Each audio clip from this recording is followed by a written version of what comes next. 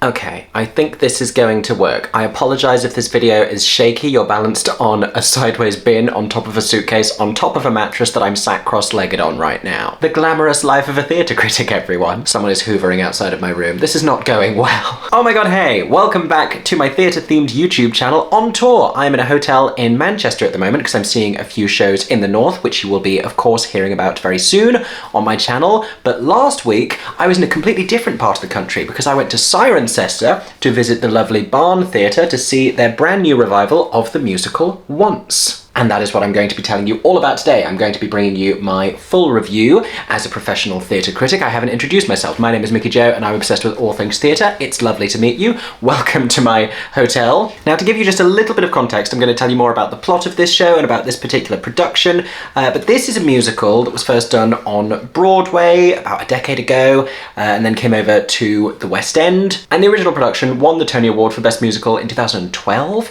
I believe it was beloved the way it was staged in this whole pub setup, and you could go on stage and buy a drink before the show started. The show was also pretty instrumental, haha, pun, in helping to pioneer the idea of folk musical scores. It wasn't the first show to do this, but it was certainly a big step in those gaining prominence. And ever since, the show has been associated with these kinds of aesthetics and these kinds of vibes, this onstage pub idea and this folk score. So what happens when you get a production that takes a bold step away from either of those things? Does this show still work when you remove such a part of its identity? And what do we find underneath when we strip that layer of artifice away? Audiences at the Barn Theatre in Cirencester have been finding out. So if you do enjoy today's video, make sure to subscribe to my theatre-themed YouTube channel for many more reviews coming very soon, including more regional shows, hence me being in a hotel right now, as well as lots of news, features, interviews, and all sorts of other stagey content. Now, let me pick this up carefully so I don't wobble you any more than you already are. I hope nobody's getting motion sickness. Let's talk all about Once at the Barn Theatre in Cirencester. This may be the most chaotic video I've ever filmed.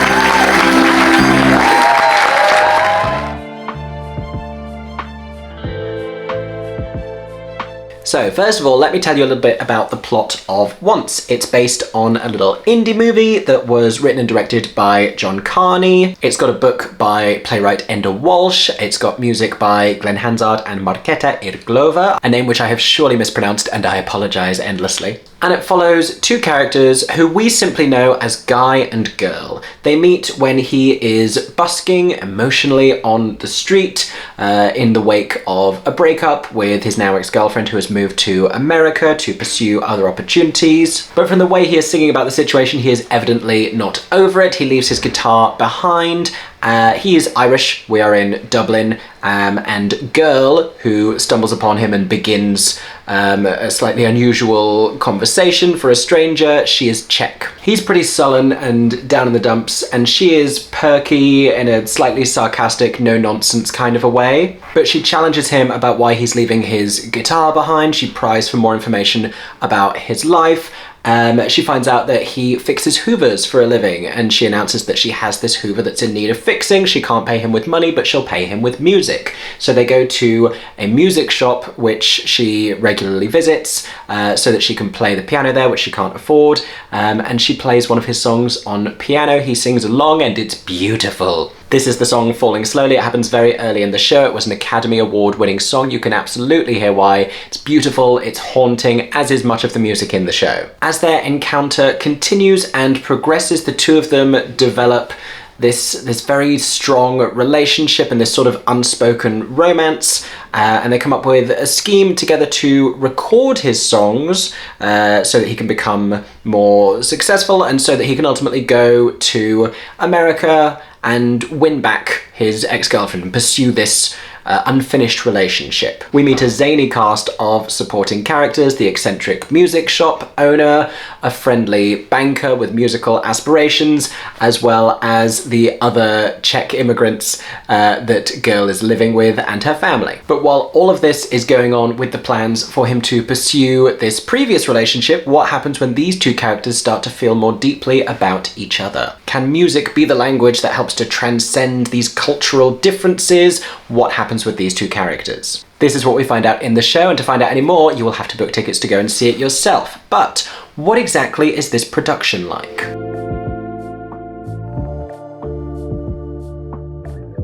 So the creative team on this show, led by brilliant director and choreographer Dominic Shaw, have sought to do something really different with it. First of all, it's a different production in terms of the scale of the venue. This is nothing like a West End theatre, this is a much more intimate space. And I will say, when big West End shows are revived in smaller settings, in fringe venues, in off-West End venues, in smaller regional venues, they don't all work in that kind of a setting. There are some shows that just need a bigger space. Conversely, there are some shows that actually work better in a more intimate setting, and I think this is one of them. This is not the first time I've reviewed Once this year. I reviewed the concert version at the Palladium back in March, I believe, with Carrie Hope Fletcher and Jamie Moscato. This was in the Palladium, and while I thought the performances were very strong and the material still shone through, it was completely incongruous with that kind of a regal, huge, magnificent theatre. That's not what Once is as a show. It worked pretty damn well in the Phoenix, but it certainly doesn't work in the London Palladium. It doesn't have that kind of an emotional scale. But seeing it at the Barn, I think that's the most I've ever emotionally connected to this show. The closeness of the performers gave it an emotional immediacy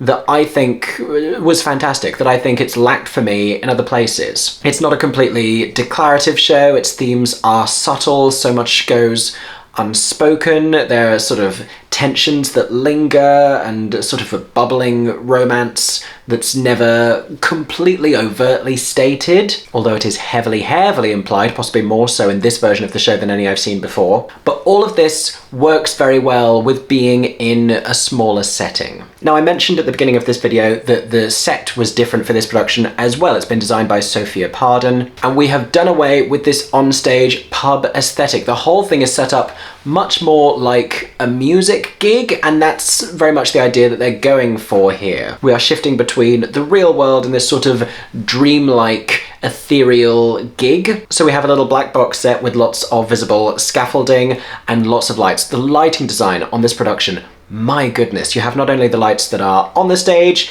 you have these light beams across the backdrop, you have a light box halfway through the audience that's used very cleverly. I'll tell you more about why in a bit. And you have some other lights that are set further forwards from the stage, used fantastically. Lighting design for this production, I must tell you who it was. James Smith. James Smith was the lighting designer for this production. Incredible work, my goodness. It's rare, I'm so hugely struck by really great lighting design, but I came away from this show saying, oh my god, lighting, lighting, lighting. Now, I also have to mention Alex Turney, who is the musical director for this production, because not only has the aesthetic of the show changed and evolved for this very different type of a venue, but the sound has completely as well. They've taken some very brave risks in sort of rearranging and reorchestrating this score to give it a more rocky feel. We have electric instruments, we have more synth, we have a whole Eurovision sequence, I'll get to that later. But while the feel of the score and its emotional integrity and its soul remains intact, it's certainly been musically augmented in a way that I was a bit skeptical of, because Once has this very clear sound and fans of the show may be a little bit indifferent to the idea of that changing,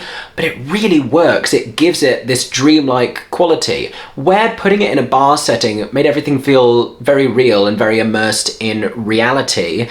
This one being so clearly dreamlike and fantastical and ethereal, like I mentioned before, works with the rock instruments. It gives it this sort of slightly more otherworldly, dimensional quality. Not to mention, hearing the power and the intensity of that kind of instrumentation in that smaller venue, hugely powerful, hugely affecting. Now, there are so many specific things I want to tell you about this production. Let me tell you about some of my favourite features of it.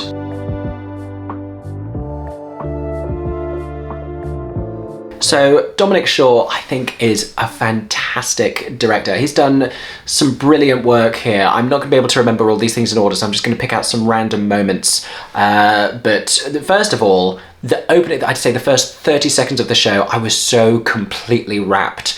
And, you know, it takes time to warm up to a show sometimes.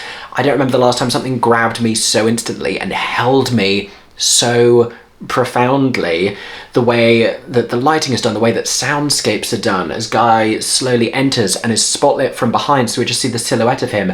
And then the sound design. Who is the sound designer? I must tell you, Nick Newman. Nick Newman sound design, because we just hear the breath before he even begins to sing. It's magical. Those first opening moments of the show, completely magic. The performance he then goes on to give is stunning, but I will talk about the cast in the sections to come. Do not worry, we're going to get to that. There's a moment later as well, there's a song that Guy is singing, and in the background we are seeing his father mourning the loss of his late wife and laying flowers at her grave, but they use a guitar and a guitar stand to represent the grave. I love stuff like that, like any kind of like using what you have as the tools for storytelling, rather than bringing on a random, like a needless headstone. We're going to use the guitar and the guitar stand. I thought that was great. In fact, the whole of the set design by Sophia Pardon is very, very clever, because we have these three different pieces that don't get joined together completely until the end of the show, but when they do, they look like half a guitar laying down on its side, kind of like the original artwork for the show, interestingly enough. But they don't come together until the end, when everything is kind of coming together emotionally in Guy's life, right? Another particular lighting moment I want to highlight, the lighting that they do in gold. Of course, it's this golden yellow light that slowly sort of glows across the stage and becomes very intense. Beautiful. Very, very good. I spoke to you about the lighting box that is placed in the central aisle in the audience before. At the beginning of the show, we have Girl standing on that in the middle of the audience. She is watching Guy perform this opening number while he is busking, and then at the end of the show, his ex-girlfriend stands in the same position, and so she's sort of put in that same context, mirroring the scene from the beginning, but Girl is sat behind him on top of this piece of scenery I was just telling you about. The way she's lit, the way she's looking at him, the way it's framed, the way he has this sort of happiness but reluctance on his face, the way they use that light box as the place she's standing when they have telephone calls across the Atlantic, the distance that is between them, her being out of his reach. All very clever, all great. It's careful and clever and perceptive work that Dom Shaw has done in finding these little moments and really paying attention to the material. And like I said, bringing things out in the show that haven't been explored before. You have the gift of that in a revival. The original production, being so fantastic, already did so much work to find all of the emotional beats of the show and all of the character arcs and hand deliver you the most emotive and powerful moments on a plate. So as a director, you then have the gift of getting to look at the source material and sort of look between those and find the moments that weren't brought out quite so much and get to evoke new things within the piece. And I think he's done a brilliant job of that. That being said, I do have a couple of thoughts about ways in which this production could be improved a little bit, and I have a couple of little criticisms, and those are going to come next.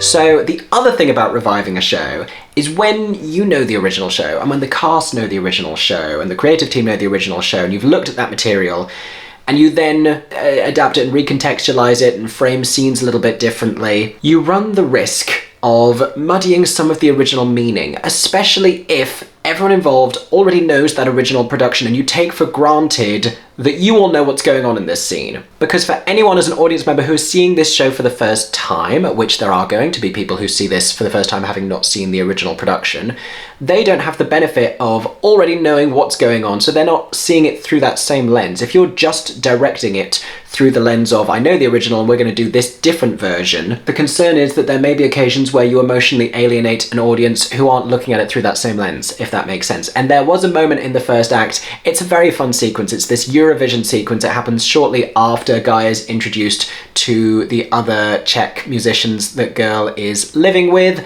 but I wonder if the meaning of what's actually going on there gets lost just a little bit. There are a couple of occasions where I start to wonder, is the storytelling as clear as it could be here, or are we taking for granted a little bit that we all have a strong enough memory of the original production? Some other more specific moments I want to highlight. I was very critical of the way the Palladium production did what I think is the most important moment in the show. So this is a big spoiler, but in the second act, the two of them sort of escape the chaos of all of the musicians they're working with, who are all arguing and losing their minds. And so the two of them go and escape to the sea, and they sit quietly together, and this is where it becomes very apparent that an affection has developed between the two of them, and girl tells guy that she loves him in Czech. He doesn't know what she's saying. He says, "What does that mean?" And she says something like, "It's going to rain," or "It's getting cold," or like something. She doesn't reveal to him what she just said, but we as an audience know what she just said because it's subtitled. Now, in the original production, this was staged so brilliantly, and truth be told, I don't know if this can be improved upon, because they went up onto the top of this set that hadn't been done up to that point in the show, so we didn't really know that they could go up onto the top of this set, so that already was like a bit of a twist. And then where we'd seen subtitles for various points in the show that had been above the action was now beneath them, and just the simplicity of just the words "I love you" on those subtitles, and her then not saying it and him never knowing, was so painful, so heartbreaking.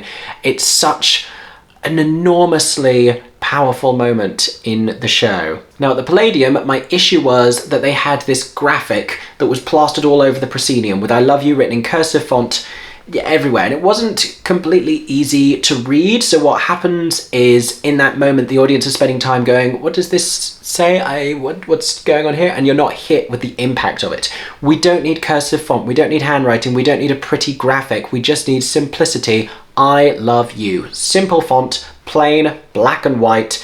And this production, again, like, there was a few different projections of it simultaneously. I don't know if this was for sight lines to make sure every audience member could see it, but again, I think it was like in a cursive font. It's too much embellishment. We just need the simplicity, the impact of "I love you." And it wasn't done in the same way that the earlier subtitling had been done, so there's an inconsistency there. If it was done in the same way, we'd know to expect it, we'd know what it means. And I just think what ought to be the most powerful moment in the show was undercut emotionally just a little bit.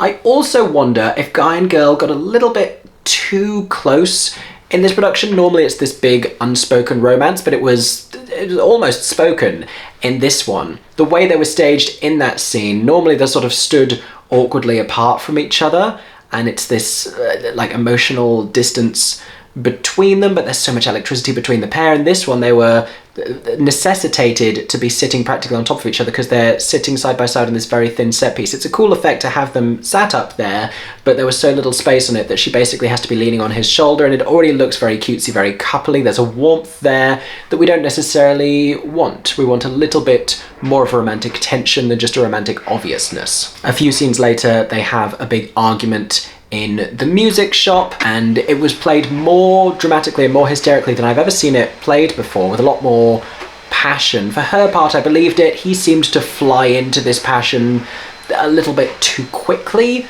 for my liking, and I just think, again, I don't know if the romance of their relationship was overplayed just a little bit. But those have been my thoughts about the production. Let me tell you about these performances.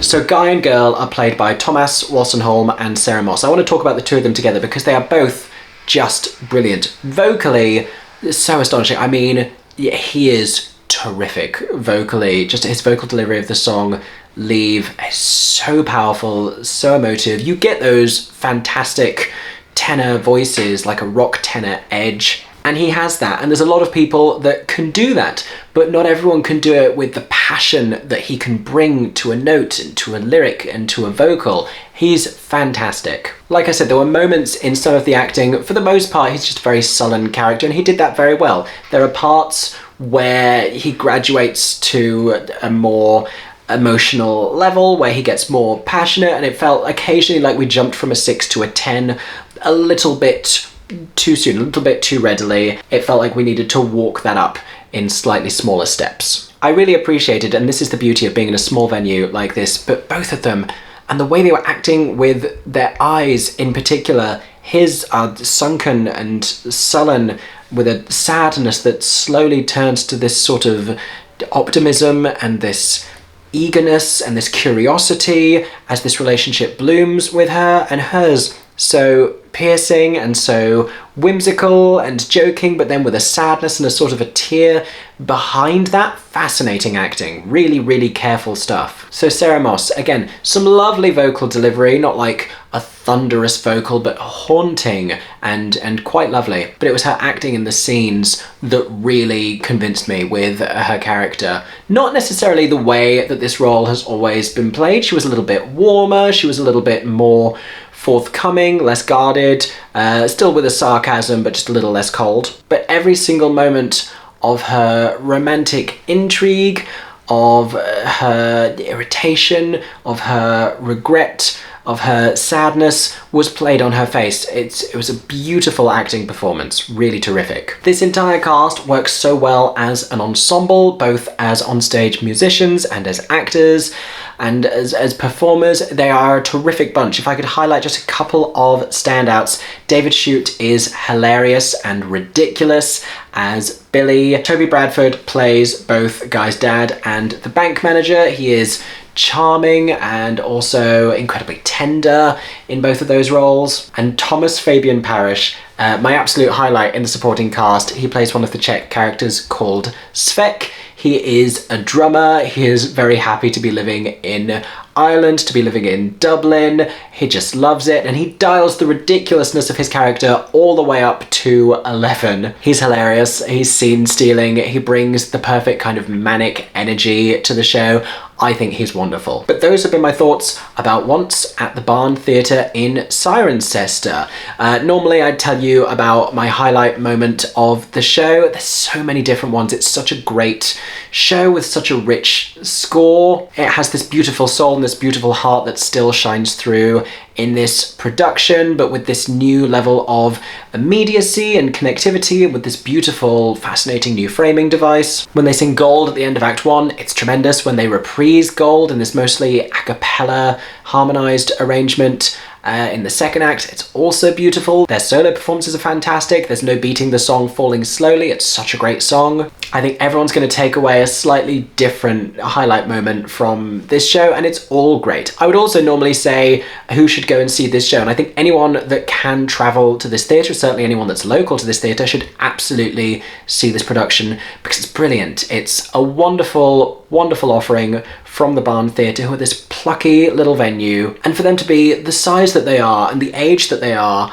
and putting on shows of this quality, it absolutely needs to be commended. Go and see this revival, especially if you've seen the show before, because this is a completely different interpretation of it, especially if you're a fan of the show. I think this will really intrigue you, and I think you'll ultimately really enjoy it. Thank you so much for watching today's review. I hope that you've enjoyed. If you did, make sure to subscribe to my theatre-themed YouTube channel for plenty more reviews, as well as lots of other stagey content coming very soon. I hope that everyone is staying safe and that you have a stagey day. For 10 more seconds, I'm Mickey Joe Theatre. Oh my god, hey, thanks for watching, have a stagey day. Subscribe!